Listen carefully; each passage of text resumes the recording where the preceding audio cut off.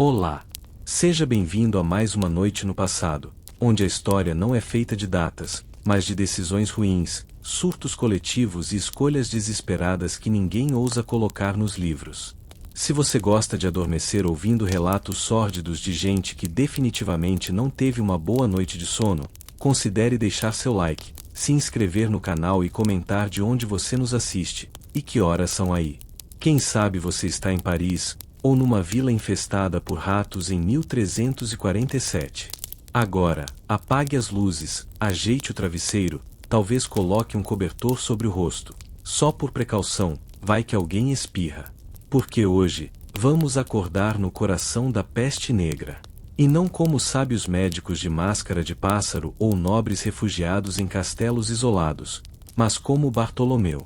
Um comerciante sem talento, sem ética, e, o mais perigoso de tudo, com ambição.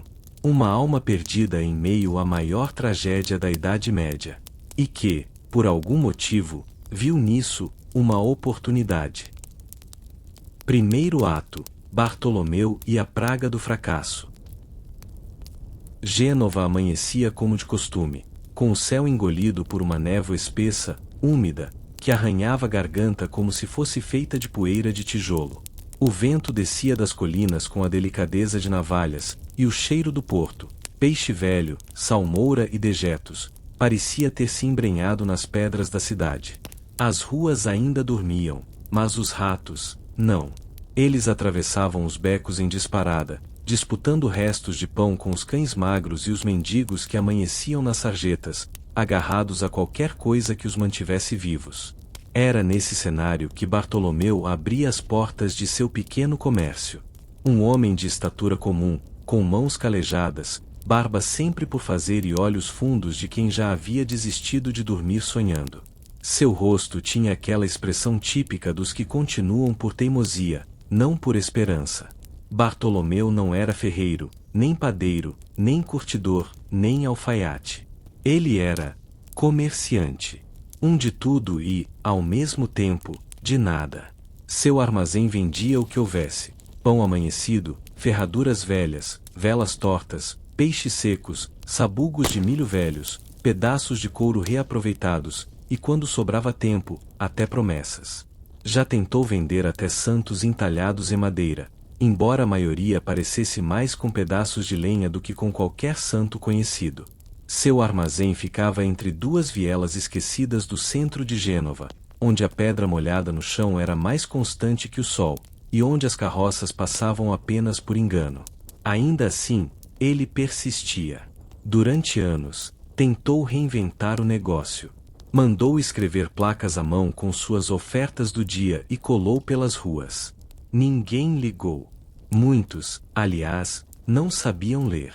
Outros confundiram com orações heréticas e rasgaram. Um homem chegou a cuspir no cartaz por precaução.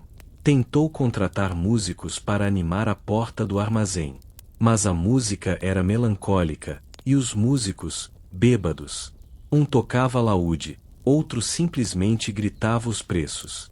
Uma meretriz, provavelmente contratada de última hora, dançava entre os fregueses tentando equilibrar uma cesta de ovos na cabeça.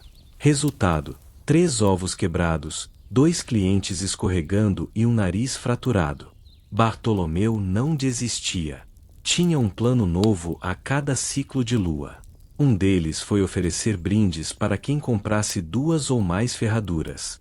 Os brindes eram penas de galinha, pedaços de sabão e, certa vez, um broche feito com espinho de rosa. Teve um cliente que cravou o espinho no dedo, infeccionou, e nunca mais voltou. Ou morreu. Nunca souberam ao certo. Aos poucos, a loja foi ficando vazia. Primeiro os fregueses. Depois, os produtos. Por fim, até a esperança. As prateleiras ganharam pó, as telhas começaram a ceder e o chão de pedra absorvia a umidade como um cadáver frio.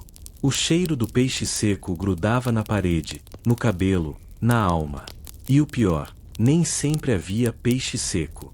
O fiado virou rotina. E nunca voltava. Bartolomeu sabia exatamente quantas moedas deveria receber, e também sabia que jamais veria uma delas. Cada nome anotado no caderno era como um epitáfio: a morte de uma venda, o enterro de um crédito. A clientela sumia. Ou por dívida, ou por fome, ou por mudança, quase sempre para o além. Os cobradores de impostos, no entanto, não sumiam. Pelo contrário, pareciam farejar sua falência, como urubus atrás de carniça fresca. Um deles, chamado Mateu, era o mais cruel. Vinha toda semana, com um pergaminho em mãos e um hálito que parecia ter sido fermentado em alho e vinagre. Cada visita trazia um novo valor. Os juros cresciam como bolor em queijo ruim. Bartolomeu ouvia, acenava e prometia. Sempre prometia. Pagar em breve, pagar em dobro, pagar com a alma. Mateu sorria. E voltava na semana seguinte. Em um último esforço desesperado, Bartolomeu tentou criar uma ilusão de sucesso. Pagou 2 mendigos com pão amanhecido para fingirem uma briga na frente da loja, disputando o último par de sandálias. A encenação durou até um guarda passar e, sem entender o contexto, espancar os dois e prender Bartolomeu por incitar desordem. 2 dias na prisão. O chão de pedra era mais úmido que o chão da loja. A comida consistia em um caldo pardo e uma lasca de cebola. Ainda assim, Bartolomeu sentiu que foi um descanso. Não havia cobrança. Não havia dívidas. Só frio e silêncio. Ao voltar, encontrou a loja arrombada. Crianças da vizinhança haviam saqueado tudo o que restava. O que não servia para comer, virou brinquedo. O que não servia para brincar, foi queimado. A tabuleta da porta havia sido partida ao meio. Restava apenas loja de B. B de Bartolomeu. Ou de burro. Ou de beira do abismo. Não havia mais estoque. Não havia mais planos. O teto pingava em 3 pontos diferentes. A única cadeira fora levada. A cama, vendida no mês anterior. Dormia agora sobre sacos de farinha vazios, ao lado de um cachorro sem dono que aparecerá e resolvera ficar. Chamava-se Centeio, porque era o que restava na memória. Bartolomeu acordava todos os dias com o som do sino da igreja, o cheiro da cidade e a certeza de que nada mudaria. A luz do amanhecer não aquecia. O calor só vinha quando ele lembrava, por um instante, do que já tentou ser. E esse calor queimava, feito febre de sonho frustrado. Era mais um dia em Gênova. Um dia comum. Um dia onde nada dava certo. Mas ainda assim, um dia. Ele abriu a porta do armazém pela 1000ª vez, com as mãos frias, o estômago vazio e o olhar gasto. Não sabia o que venderia. Não sabia se venderia. Mas abrir era preciso. Porque fechar, era admitir que acabou. E Bartolomeu, ainda que miserável, ainda que sozinho, ainda que afundado até o pescoço em dívidas e desespero, não estava pronto para isso. Ainda não. Começou com um boato. Como sempre.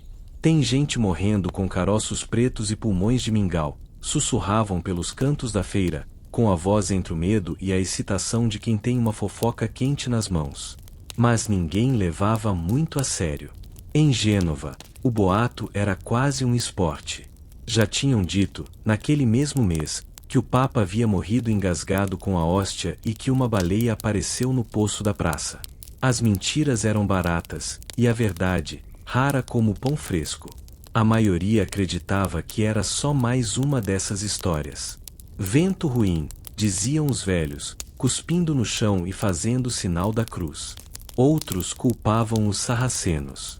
Ou os judeus. Ou os mercadores de Pisa, que além de cheirarem mal, agora estavam envenenando poços por inveja. E claro, havia sempre os piedosos, que apontavam para as mulheres de vestido curto, isto é, que mostravam o tornozelo, e garantiam, isso é castigo por fornicar em dia santo. Bartolomeu ouvia tudo calado, encostado na porta de sua loja vazia, vendo a neblina da manhã se erguer lenta sobre as ruas estreitas. A neblina era grossa como sopa de nabo e parecia esconder cochichos nos becos. Mas nenhum cliente, claro. Nos dias seguintes, os rumores se tornaram mais frequentes. Alguém havia adoecido no porto. Outro, no convento. Um rapaz vomitou sangue no confessionário e saiu correndo antes do padre dizer o amém. Mas ainda não havia mortos. Só sustos. Só sintomas vagos, febre, tosse, dores no corpo. Coisas que podiam ser qualquer coisa. Um resfriado. Uma alma pesada. Ou excesso de cebola. A cidade seguiu, com sua rotina de fome e pressa. As carroças de peixe continuavam a feder, os sinos da igreja continuavam a tocar, mas as pessoas começaram a rezar mais. E a cuspir no chão com mais força. Os olhares desconfiados se multiplicaram. Um espirro num beco era capaz de esvaziar a rua inteira. Começaram os primeiros conselhos. Não coma nada que veio do mar. Ferva a água com cravo e alho. Não beije ninguém, nem a esposa. As curandeiras surgiram com receitas novas, cada uma mais esdrúxula que a outra. Chá de casca de sapo. Compressa de barro com leite de cabra. Amuletos feitos com unhas de recém-nascido. Tinha também a teoria do vinho quente com mostarda e urina de vaca, passada por um monge que jurava ter lido isso num pergaminho. Ninguém sabia se funcionava. Mas tentavam. Porque o medo, quando é pequeno, veste roupa de esperança. Foi então que vieram os primeiros mortos. Não em massa. Um aqui, outro ali. O carteiro caiu no meio da rua. A filha da florista começou a delirar e nunca mais acordou. Um frade foi encontrado caído em cima da Bíblia, os olhos abertos, fixos em um salmo que falava de pragas e castigos. Agora, já não era mais engraçado. As missas se multiplicaram. Os padres começaram a gritar com mais fervor. A fumaça do incenso era mais espessa, como se pudesse cobrir o cheiro da morte. O medo crescia como bolor em pão molhado. As famílias começaram a se trancar em casa. Janelas fechadas. Cruz desenhada nas portas com carvão. Quem tinha dinheiro fugia. Quem não tinha, rezava. Os tratamentos ficaram mais agressivos. Um médico sugeriu banhar os doentes com água fria e depois jogá-los na fornalha por alguns segundos, para expulsar os miasmas. Outro recomendava chicotear o paciente até que o pecado saísse pelas costas. As curandeiras agora enterravam sapos no jardim à meia-noite e recitavam orações de trás para frente. Os mais desesperados passaram a andar com cebolas no pescoço. Diziam que absorviam o ar ruim. Outros queimavam ramos de arruda, cabelo de virgem, ou pedaços de roupa de leprosos antigos. Tudo valia. Mas os mortos continuavam a cair. Aos poucos, as carroças começaram a carregar mais corpos que peixe. Os sinos da igreja não davam mais conta de anunciar tantos funerais. E então deixaram de anunciar. Os próprios padres começaram a desaparecer. Um a um. Alguns morreram. Outros fugiram. Os médicos de máscara de bico, cobertos da cabeça aos pés, pareciam corvos humanos, andando pelas ruas com gravidade e desespero. Tinham olhos de vidro e mãos cobertas por luvas de couro. Seus tratamentos incluíam vapores de cebola, cinzas de lebre, sangue de porco e, em casos extremos, sangrias que deixavam o paciente mais branco que o lençol onde era enterrado. As vielas antes barulhentas agora estavam em silêncio. Um silêncio úmido, pesado, como se a própria cidade prendesse a respiração. As casas marcadas com cruzes pretas começavam a se repetir por toda parte. Já não havia quem recolhesse os mortos. Alguns apodreciam onde caíam. Crianças andavam sozinhas, chamando pelos pais.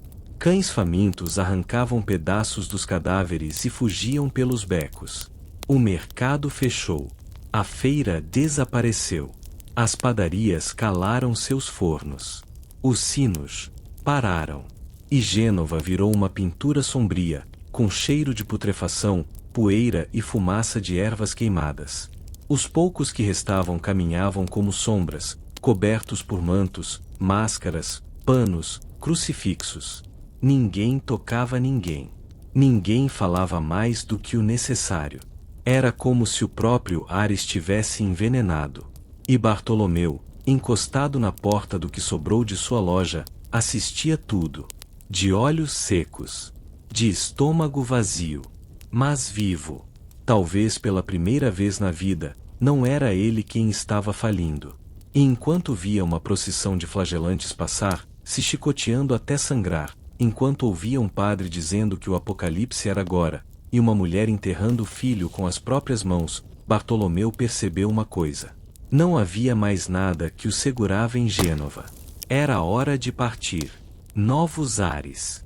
Em um saco de couro de jumento, juntou suas poucas peças de roupa que o tempo ainda não havia consumido e um pouco de esperança. Pegou a estrada. Sem rumo, sem dinheiro, apenas fome. Muita fome.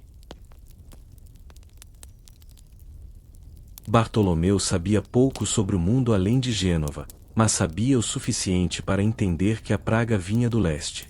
Tinha ouvido dos marinheiros e dos padres. A doença se espalhava pela rota da seda, saltando de caravana em caravana, de rato em rato, de corpo em corpo. E se o leste trazia a morte, restava ao oeste a chance, ou ao menos a ilusão, de salvação.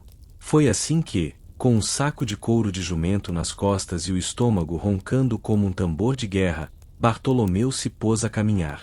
Sem rumo, sem mapa, sem sequer saber os nomes das vilas pelas quais passava. Ele só queria distância.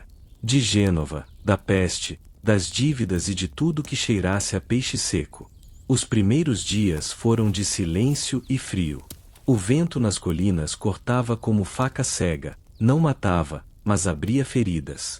As noites eram úmidas, os pés doíam, e o único som constante era o de sua própria respiração se misturando ao barulho dos galhos sob seus passos.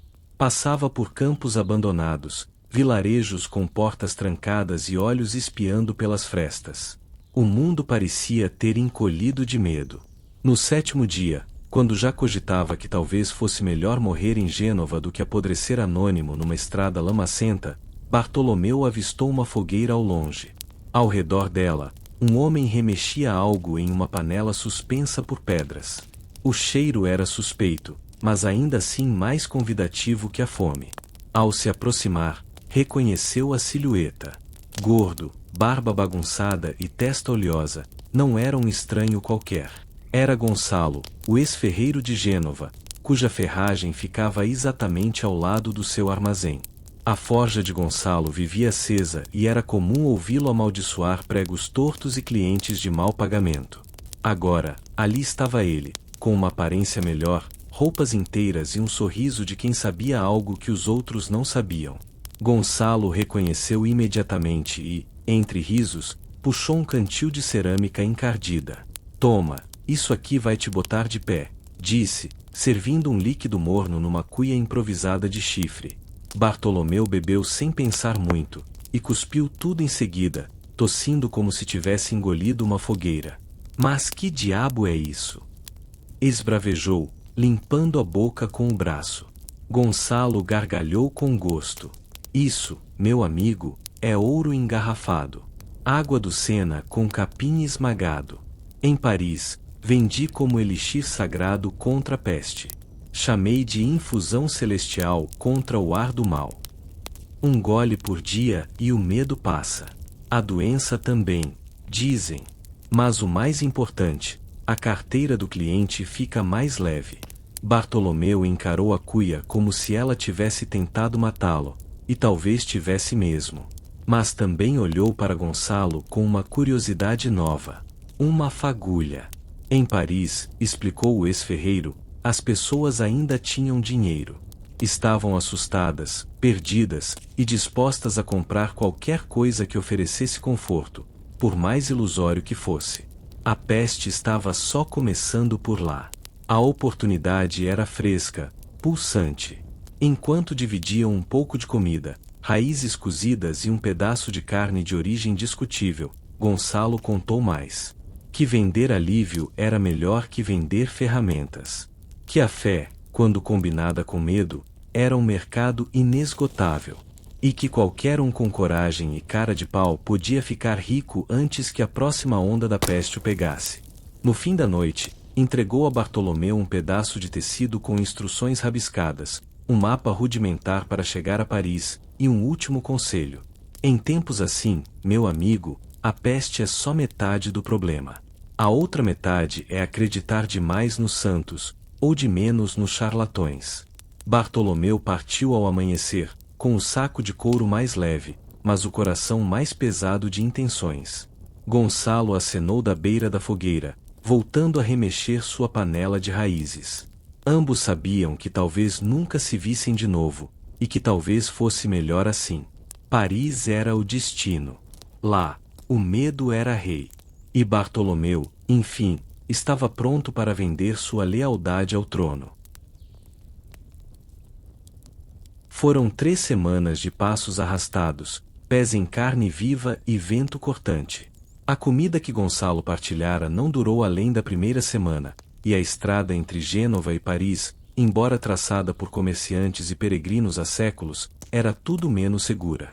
Bartolomeu atravessou florestas escuras como a alma de um cobrador e cruzou vilarejos onde o silêncio pesava mais que a fome. Onde havia gente, havia medo. Onde havia animais, havia abandono.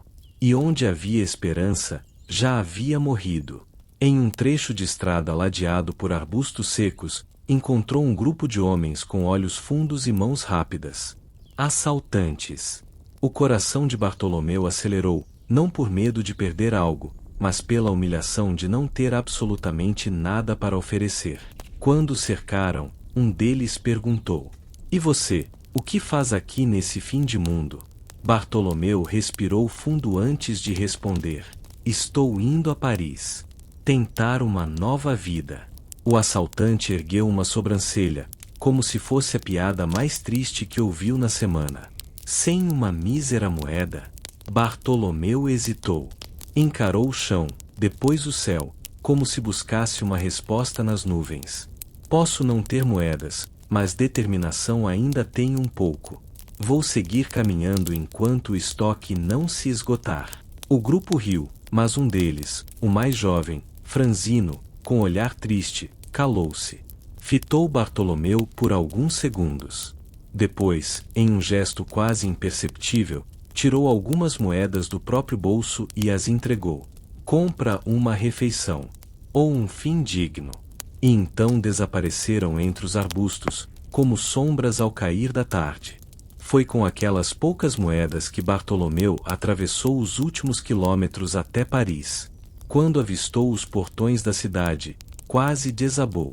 Não era só a fome ou o cansaço, era a visão da promessa. Daquilo que Gonçalo havia descrito como um palco de ouro para qualquer um com lábia afiada e estômago duro. Paris, à primeira vista, era tudo que Gênova não fora. Altas muralhas de pedra protegiam a cidade, e torres de igrejas riscavam o céu como dedos apontando para Deus, ou cobrando explicações. As ruas centrais fervilhavam de gente, nobres apressados em cavalos ricamente adornados, padres com livros nas mãos e olhos nos céus, comerciantes gritando ofertas em barracas que se empilhavam umas sobre as outras. O cheiro, no entanto, denunciava a verdade por trás do verniz. Havia perfume de flores e especiarias, sim, mas também havia podridão. Dejetos escoavam pelas sarjetas, e o odor de corpos mal lavados misturava-se ao de alimentos vencidos. Ratos corriam por entre os pés dos transeuntes, como se fossem moradores legítimos. Nos bairros periféricos, os sinais da peste já batiam à porta. Um homem tossia sangue encostado em uma parede. Crianças com manchas negras na pele imploravam por pão. Em uma esquina, um médico de máscara com bico de ave mergulhava trapos em vinagre enquanto recitava orações. O medo era palpável.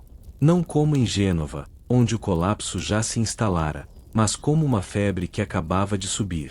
Bartolomeu, com as moedas ainda suadas nas mãos, encontrou uma hospedaria na parte baixa da cidade. O estalajadeiro, um sujeito gordo e suado com dentes escurecidos e paciência curta, olhou de cima a baixo e disse que só aceitaria hóspedes que pudessem pagar ou servir. Assim, Bartolomeu passou a noite ali, mas não como hóspede. Lavou latrinas, esfregou o chão, e passou horas recolhendo piolhos de colchões velhos. Ao final, ganhou um canto no estábulo e uma tigela de sopa rala com gosto de madeira.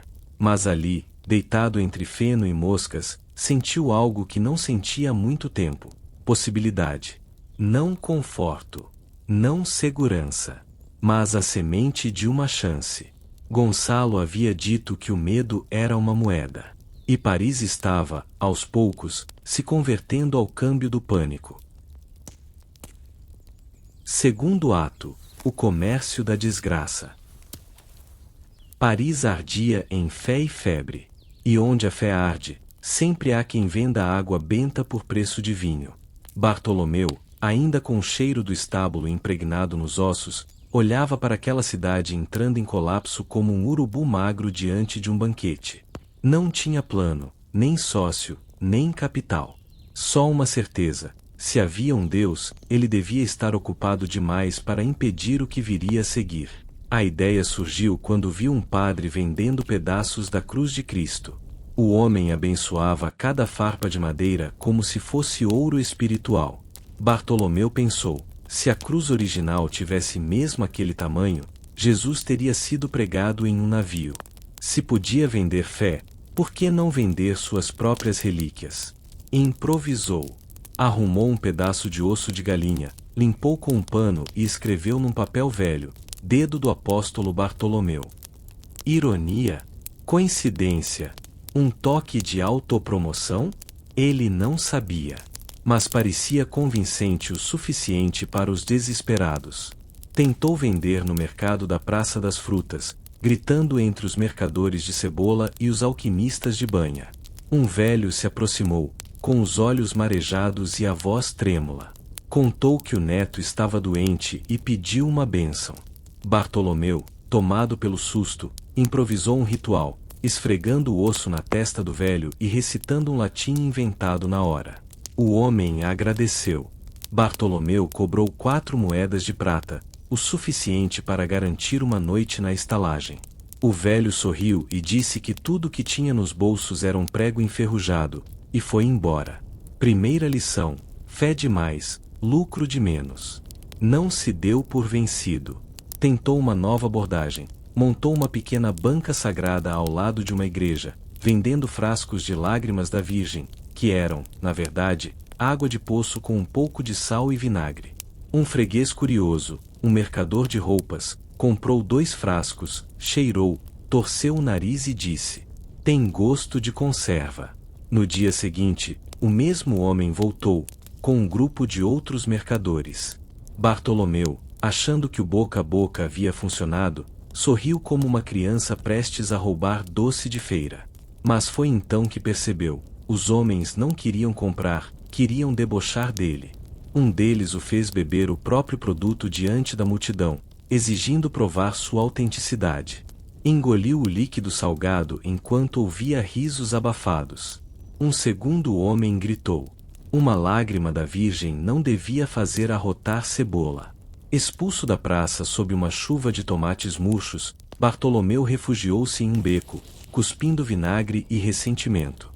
Ainda tentou vender um fio de cabelo loiro como sendo de Maria Madalena. Mas o comprador era um barbeiro calvo e desconfiado, que o acusou de ter arrancado aquilo de uma escova achada no lixo. O fio, segundo o barbeiro, ainda tinha cheiro de sabão de taverna.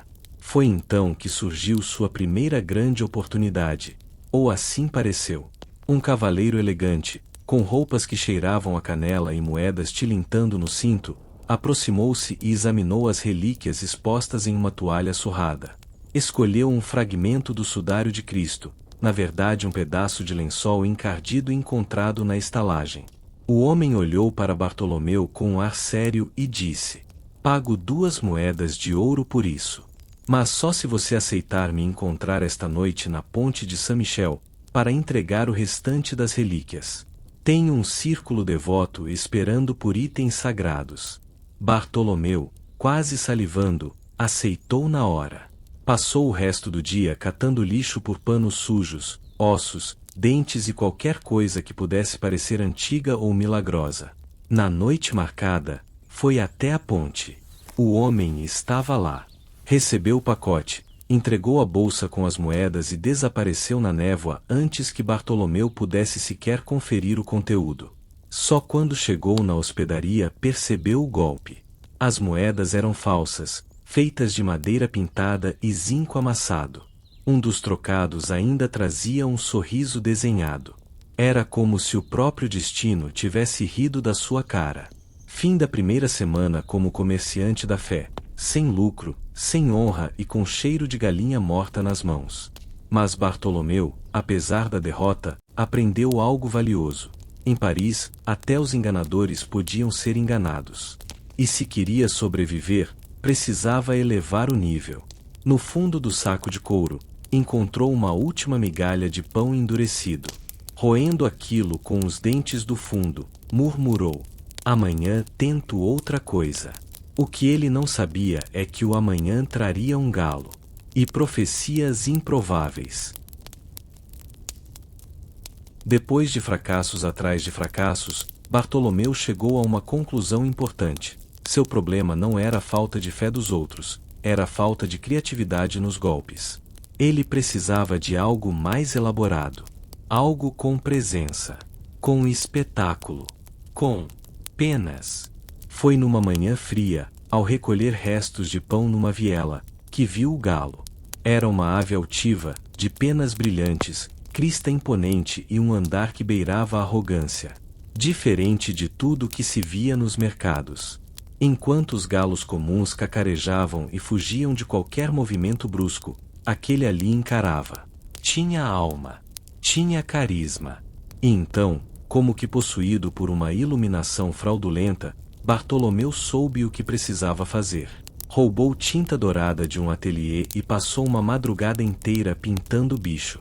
Cada pena foi cuidadosamente besuntada com o brilho enganador do ouro. Quando terminou, olhou para a criatura, agora cintilante, reluzente sob a luz da manhã, e deu-lhe um nome: Sangalus Proféticos. Nascia ali o galo profeta. Com o galo empoleirado numa caixa forrada com pano velho e incenso queimando ao fundo, Bartolomeu anunciava que o animal era capaz de prever tragédias, curar impotência, detectar infiéis e até identificar casas amaldiçoadas. Era o enviado de uma ordem secreta do deserto, cujos monges haviam sido todos mortos por revelar verdades demais ao mundo. Mas Bartolomeu, o último discípulo, sobrevivera. E agora trazia o galo para salvar Paris.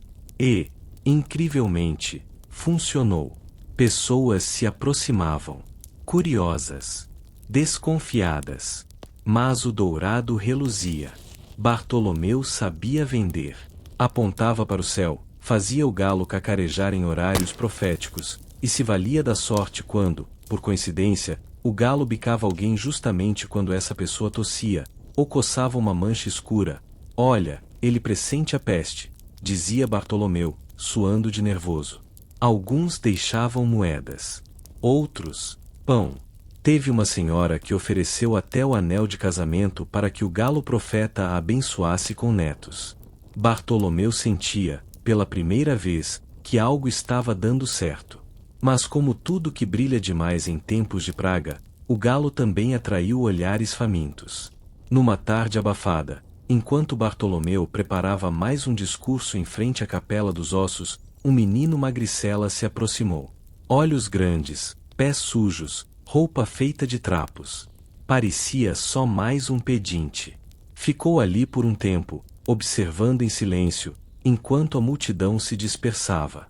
Então, com a agilidade de um rato de taverna, agarrou o galo profeta e saiu correndo.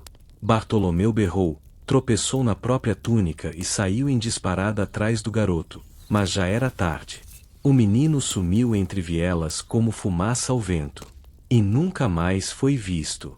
Dias depois, Bartolomeu ouviu um boato no mercado.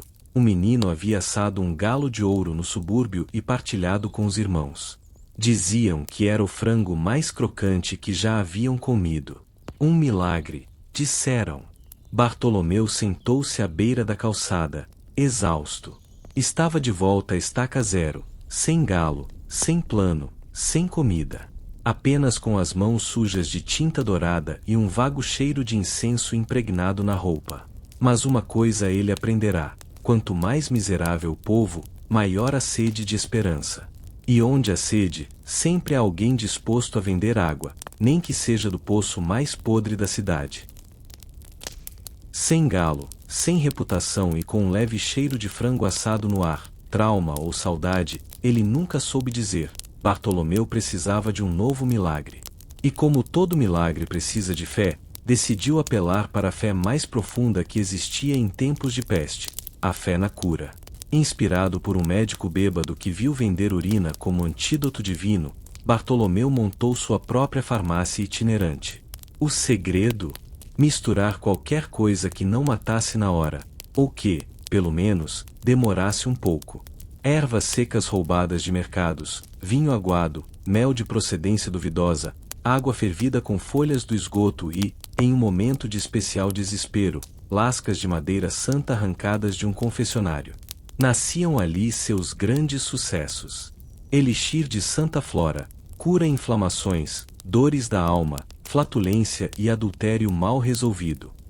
Unguento de São Roque, uma pasta amarelada que prometia proteger contra a peste se aplicada nos pés e na consciência. Soro de sanidade, um vinho grosso, com gosto de vinagre e arrependimento, vendido como poção contra visões demoníacas e sogras insuportáveis. O marketing era agressivo. Bartolomeu gritava nas praças, fazia demonstrações ao vivo, com atores improvisados que fingiam estar doentes, e até contratou um cego que dizia ter voltado a enxergar após cheirar um frasco. Ele apenas esquecia de mencionar que o homem já enxergava antes. E por incrível que pareça, vendeu. Vendeu muito. Pessoas desesperadas compravam frascos inteiros, bebiam no ato, esfregavam nos filhos, jogavam sobre portas e janelas. Alguns juravam melhora instantânea. Outros diziam sentir a peste sair pelo suor. E muitos, é claro, morriam igual, mas com esperança. E isso, no mundo de Bartolomeu, já era lucro. Porém, o sucesso também trouxe concorrência. Logo surgiram outros mercadores com poções de nomes ainda mais absurdos: sangue de arcanjo, lágrimas de Lázaro, água benta reforçada com canela. E os inquisidores começaram a farejar charlatões como cães farejam hereges. Bartolomeu precisou desaparecer por uns dias, fingindo ter sido levado ao céu em êxtase curativo. Na verdade, passou 2 noites dormindo dentro de um tonel de repolhos. Quando reapareceu, suas poções já não vendiam tanto. O mercado estava saturado. A fé, como qualquer recurso escasso, seguia o fluxo do ouro e da novidade. Mas ainda assim, com o pouco que lucrou, Bartolomeu conseguiu o que mais precisava: tempo. E foi nesse tempo que elaborou seu golpe mais ousado, mais bizarro e, de longe, o mais rentável de todos. Porque se tem uma coisa que a peste multiplicava mais rápido que cadáveres, era o medo daquilo que vinha depois deles. Com as moedas escorrendo pelos dedos e a concorrência de poções milagrosas virando moda até entre freiras, Bartolomeu percebeu que precisava de algo novo. Não só novo, algo genial. Um golpe grandioso. Definitivo. Daqueles que fariam dele um homem rico ou um cadáver notável. E, naquele ponto da peste, qualquer uma das duas opções parecia aceitável. Foi então que teve uma ideia brilhante, e completamente doentia. Inspirado por um bêbado que jurava ter visto a falecida esposa arranhar a tampa do caixão uma semana após o enterro, o detalhe de que ele estava bêbado também no velório era irrelevante, Bartolomeu enxergou ali a centelha para sua nova empreitada, o serviço de vigia de túmulo. Mas antes, precisava de medo. E medo, ele sabia bem, nasce da mentira com cara de verdade. Espalhou o boato com precisão cirúrgica. Na taverna, entre barris e soluços etílicos, contou em voz alta, como quem tenta esconder, que em Sandenes uma moça morta de peste levantou do túmulo 7 dias depois, com a pele cinzenta e olhos de cabra. Disse que devorou o próprio sobrinho. Os bêbados fizeram o resto. Em velórios, chorava ao lado das viúvas e soprava com falsa discrição. Ela morreu de peste? Então é melhor selar o túmulo com pedras. Há relatos, sabe, mulheres voltando. Bruxas, é o que dizem. Com os pescadores foi mais direto. Enterrou a mulher perto do rio? Melhor dormir com um olho aberto. Bruxas têm sede. Com as meretrizes, usou um truque duplo. Pagou por meia hora, mas só usou 5 minutos para diversão. As outras 25 foram de fofoca gratuita, em troca de vinho aguado. E como toda história nascida entre lençóis e tragos, a lenda ganhou forma, cor e pavor. A mentira cresceu sozinha. Logo, todos conheciam alguém que tinha ouvido falar de uma mulher enterrada que voltou com voz de corvo. E quanto mais absurda a versão, mais ela colava. Ninguém queria pagar para ver. Era aí que entrava a segunda parte do plano. Bartolomeu começou a oferecer um serviço inédito e absolutamente necessário: o vigia de túmulo certificado. Enterrou sua sogra e quer garantir que ela não volte cantando salmos ao contrário. Eu vigio por 7 noites. Com orações, alho e, se necessário, uma estaca. Os preços variavam conforme o desespero do cliente. Havia o pacote básico, só ficar por perto, o avançado, cantar salmos e jogar água benta, e o premium, enterrar de novo, se sair. Vestia-se com um manto escuro, usava um sino e uma tocha, e fazia questão de bocejar alto na frente dos túmulos para mostrar que estava acordado. Chegou até a ensinar 2 órfãos a imitarem uivos para tornar a ameaça mais crível. Mas, claro, ele mesmo nunca vigiava coisa nenhuma. Sabia que ninguém em sã consciência passaria por um cemitério à noite, e, sinceramente, havia noites em que era contratado para mais de 20 vigílias espalhadas por 5 cemitérios diferentes. Era humanamente impossível. E, mais importante, era lucrativamente irrelevante. Quando achava que o cliente era do tipo que podia tentar checar, improvisava. Montava um espantalho com uma túnica igual à sua e cravava no chão com uma vela ao lado. À distância, na penumbra, parecia um santo vigilante. Para os mais desconfiados, contratava um bêbado qualquer, com a promessa de um hidromel pela manhã, para bancar o funcionário de confiança. Dizia que era um novato em treinamento. Alguns dormiam antes mesmo da primeira hora. Outros fugiam ao ouvir corujas. Mas nenhum cliente reclamava, o medo era maior que a curiosidade. Em menos de uma semana, Bartolomeu estava em alta. Era chamado para vigiar damas nobres, esposas de padeiros, filhas de açougueiros. E quanto mais ele ganhava, mais aumentava a complexidade do delírio. Passou a oferecer amuletos anti-bruxa, cruzes com dentes de cavalo e até anjos de chumbo feitos com pedaços de trinco de janela. Era uma ópera de absurdo, encenada ao som de sino fúnebre e tilintar de moedas. E Paris, já sufocada pela peste, estava pronta para acreditar em qualquer coisa, desde que custasse caro bastante para parecer verdadeira. Mas quanto maior a mentira, maior o tombo.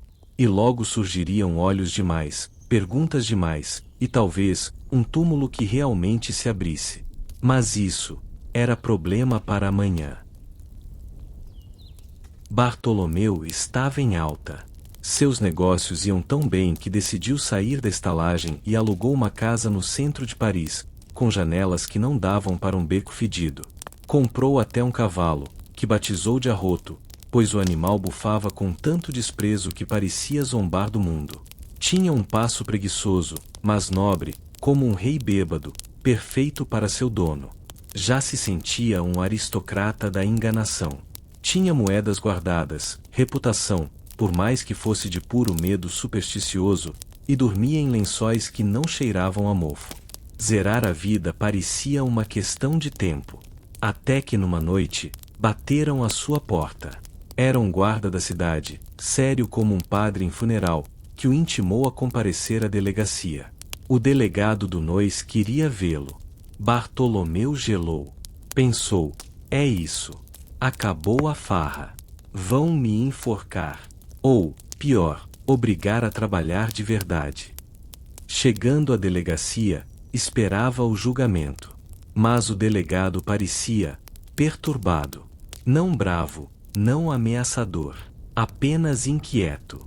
Tinha os olhos fundos e a barba por fazer. E uma frase que repetia com mais drama que ator de teatro: minha sogra morreu hoje pela manhã. Ela sempre me odiou. Tenho certeza que vai voltar. Bartolomeu mal conseguia disfarçar o alívio e o interesse. Mas foi outra coisa que chamou sua atenção. A esposa do delegado, sentada no canto da sala, observava-o com intensidade. Mexia nos cabelos, sorria de canto de boca, cruzava e descruzava as pernas como quem tece um feitiço com os joelhos. Bartolomeu entendeu tudo. Ele então fez o que faz de melhor: improvisou. Disse ao delegado que, infelizmente, estava com uma agenda cheia. Tinha sido convocado para uma missão de alta prioridade, a vigília do túmulo da esposa do general de cavalaria do Reino da França, que havia sucumbido à peste. Mas veja bem, continuou ele, em respeito ao vosso cargo, senhor delegado, estou disposto a abrir uma exceção. Posso treiná-lo pessoalmente nos métodos mais eficazes de vigia de túmulo. Um intensivo de 2 horas. E o senhor faz a vigília de sua própria sogra. Porém vai custar o dobro do preço normal, afinal estarei te entregando sabedoria milenar, que pouquíssimos têm acesso. O delegado, vaidoso e paranoico, aceitou de imediato. Eu pago. Disse o delegado, adiantado. Orgulhoso, mandou confeccionar um manto negro, comprou alho, sal, e até uma flauta para afastar espíritos, invenção de Bartolomeu, claro. E assim, por 7 noites, o delegado ficou sozinho no cemitério vigiando o túmulo da própria sogra, enquanto Bartolomeu ficava de olho no túmulo da esposa do delegado. Foi uma semana de luxúria e vinho, beijos escondidos e lençóis trocados mais vezes que promessas de campanha.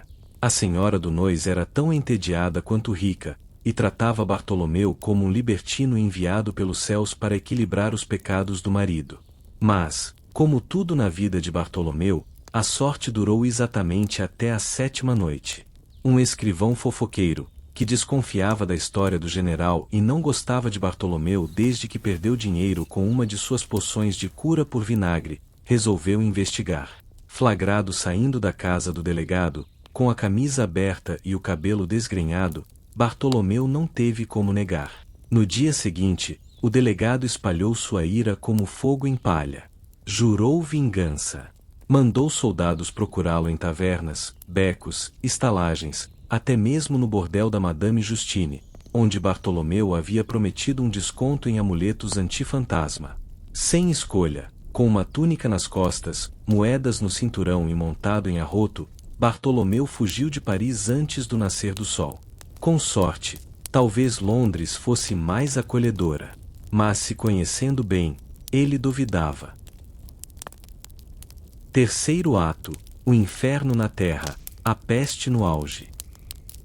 Com um saco de moedas, 2 pares de roupas, um deles quase limpo, e seu fiel cavalo arroto, Bartolomeu deixou Paris com a elegância de um homem que quase foi preso por seduzir a esposa do delegado. Ele cavalgou rumo ao norte, com a peste e o escândalo no retrovisor. O destino, Arras, uma cidadezinha tranquila, esquecida por Deus e até então, pela morte. Ali, pela primeira vez em muito tempo, Bartolomeu sentiu uma falsa paz.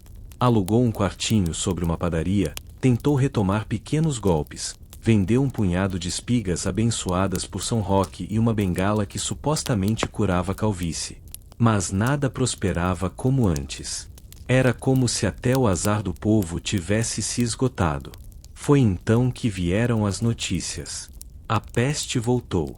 Mas dessa vez, não em surtos esporádicos e cochichos nas tavernas. Agora era diferente. Mais rápido. Mais voraz. E não havia santo, cruz, alho ou vigia de túmulo que desse conta. Chegavam rumores de cidades inteiras esvaziadas em dias. De crianças abandonadas nas ruas. De padres que não conseguiam enterrar nem metade dos mortos. As carroças já não davam conta de recolher os corpos. Cachorros uivavam por falta de donos.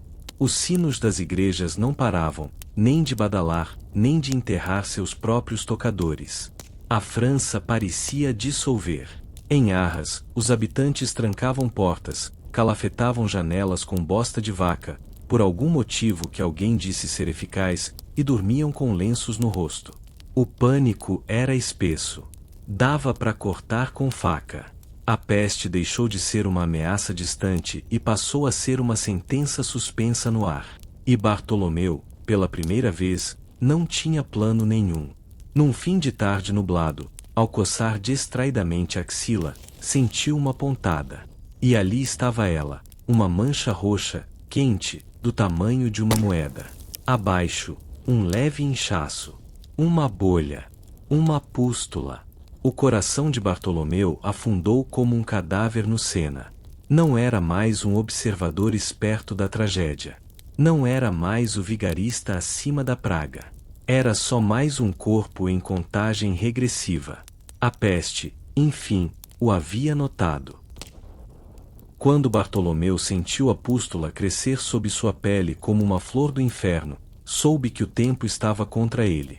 E foi nesse desespero que ouviu, quase como um sussurro divino entre os gritos de desgraça, o boato que se espalhava feito fogo em celeiro seco. Um frei, vindo de Roma, havia descoberto a cura definitiva para a peste. Não se tratava de água benta engarrafada ou receitas com fígado de corvo. Era um elixir medicinal, preparado com ervas raras, prata líquida purificada e algum tipo de álcool medicinal fortíssimo que fazia até os demônios queimarem por dentro.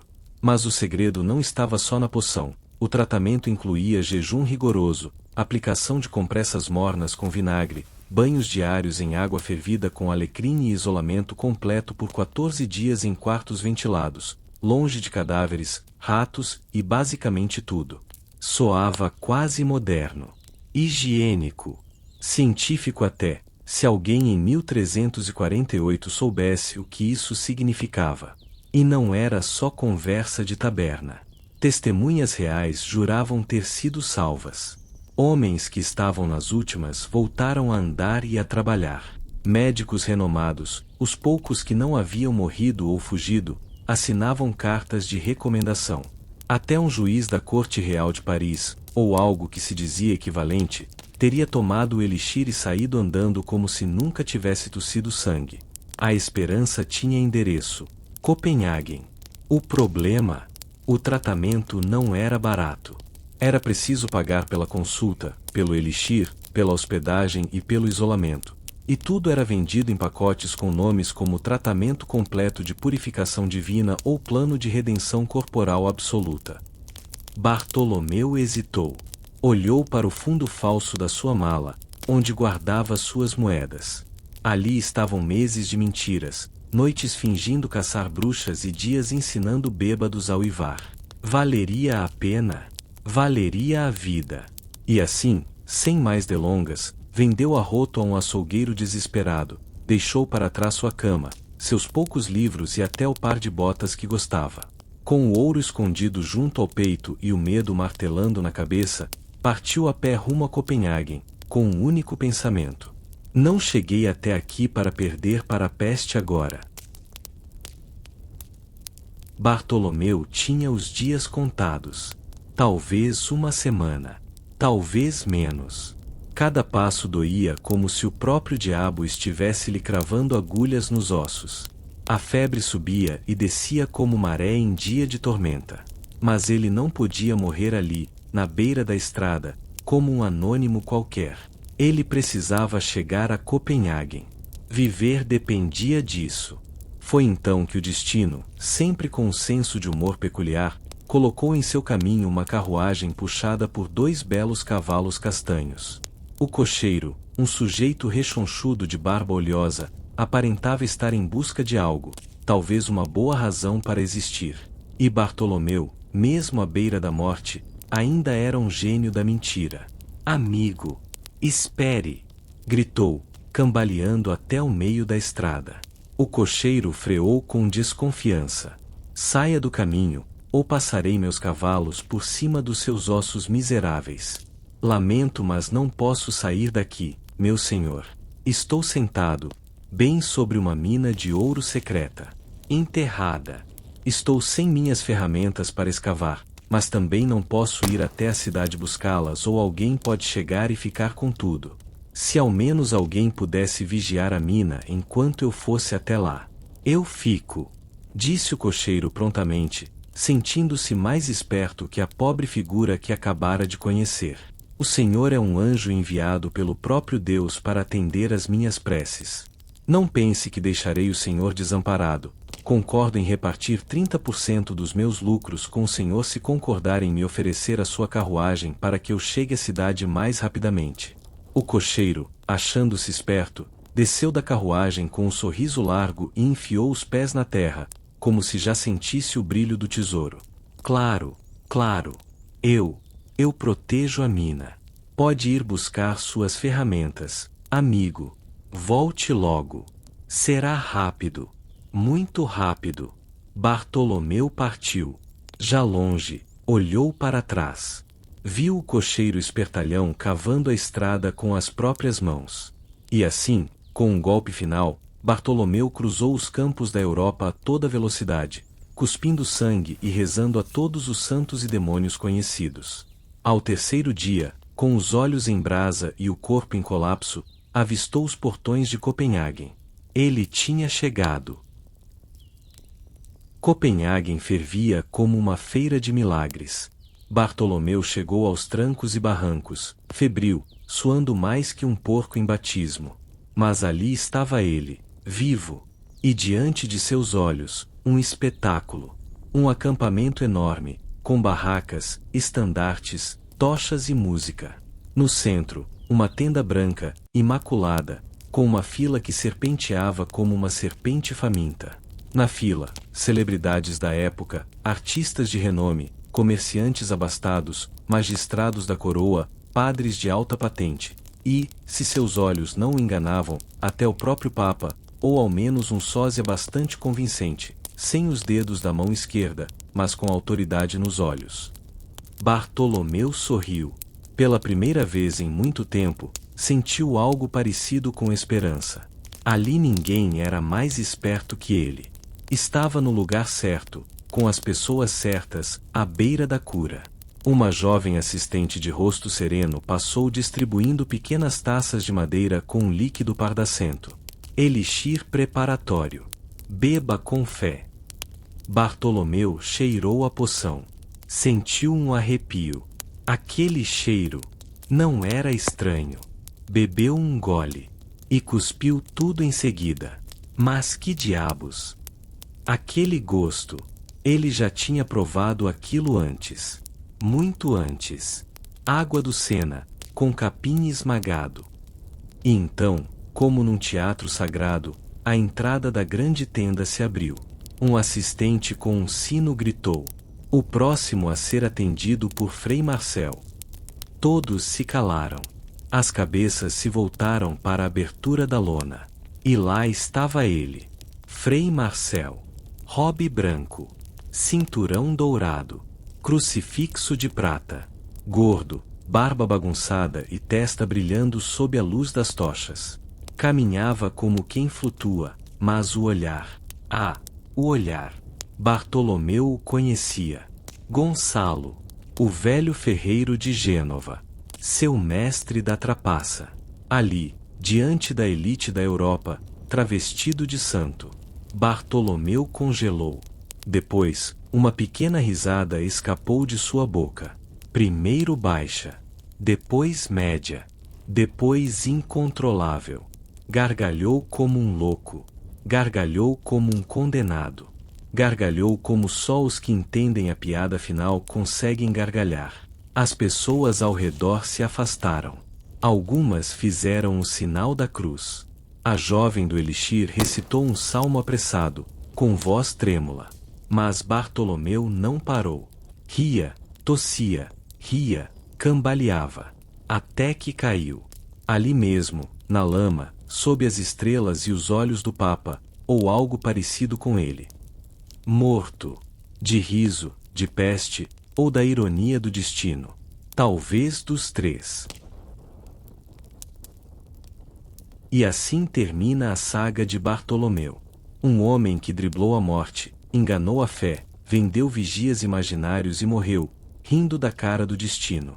Talvez a peste tenha vencido. Ou talvez ele tenha vencido a peste, com estilo. Se essa história te prendeu até aqui, se você gargalhou, refletiu ou se perguntou que tipo de mente doentia escreve uma coisa dessas, então você definitivamente está no canal certo. Curta o vídeo, se inscreva no canal e ative o sino, ou Bartolomeu voltará para te vender um chá de capim com gosto de vingança. Aqui, a Idade Média nunca acaba. E o próximo conto pode ser ainda mais trágico, sujo e hilário do que este. Nos vemos na próxima história. Durma com isso.